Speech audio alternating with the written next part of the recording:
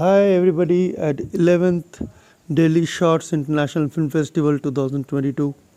This is Shashwat Gupta. I am a journalist from Goa, and my documentary film titled Learning in Tiger Land has been selected for screening at the prestigious film festival.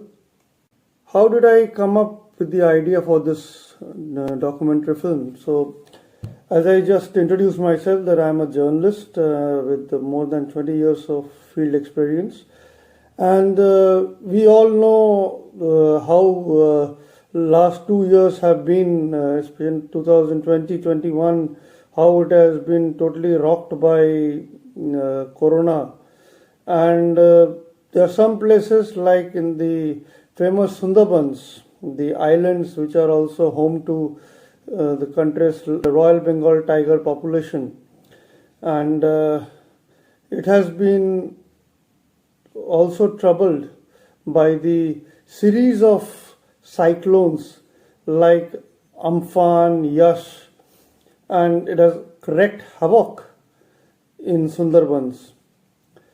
So it was very important for me to understand that how the life has been affected in the Sundarbans, where on one hand we have the threat of tiger looming large.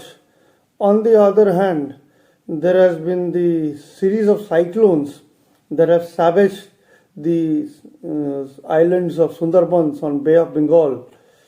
So in this endeavor, I wanted to find out as to what exactly has happened to the people of this island who are staying in remote places cut off from the mainland West Bengal, and how their lives have been wrecked, especially how it has affected the education of children who are the most neglected lot.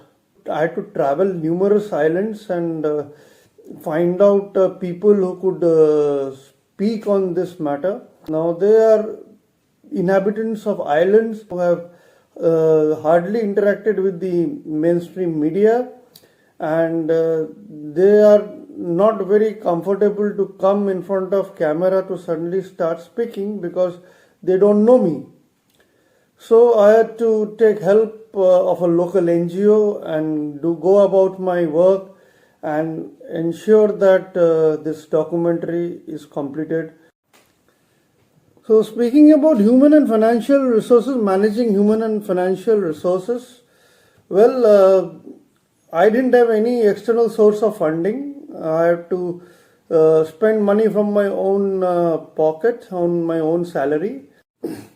So challenges faced during shooting this film, the main challenge was, it was very difficult to get the people to talk, especially the children who are very shy, camera shy, and we know that children are not somebody who will remain stable at one place. So getting them to do their work, do their studies, and at the same time talk to me and express themselves the way I want was really a task.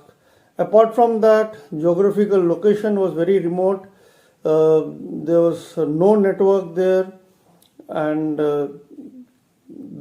some shoots that were done on the boat, they were the boat was like, it was height of monsoon time, and the currents were high, the tide was high, and hence the boat was also wavering, unstable. So naturally there was to stabilizing the camera was also a big issue.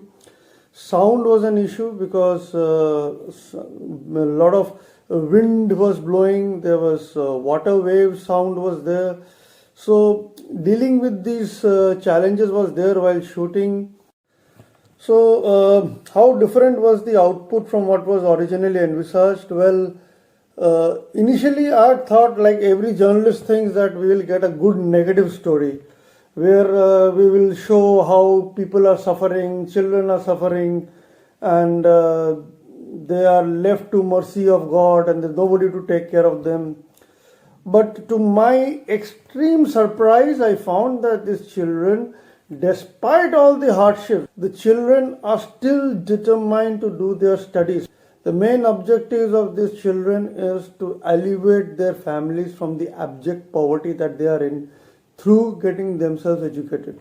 So the target audience for this film basically is the government. Is first things first, the government authorities, West Bengal government authorities, who will see that despite their non-intervention and their lack of support, how some well-meaning Samaritans are ensuring that the show must go on, people must get educated, and the lives are not affected by the hardships that they are facing. And it goes without saying that the NGOs themselves cash strapped. So in those scenarios where these NGOs are like Shopno Puran are raising their own resources and are fighting day in and day out to ensure that the people suffering is reduced. And then of course, people who live a reasonably comfortable life and are pretty much detached by the problems of our own brethren living in the hinterlands. Looking for financial support and collaboration. Anybody who wishes to support me in my endeavor can contact me on my email ID. I can be contacted on my mobile. I wish all the best to all the participants whose films have been selected for the Delhi Shorts International Film Festival 2022.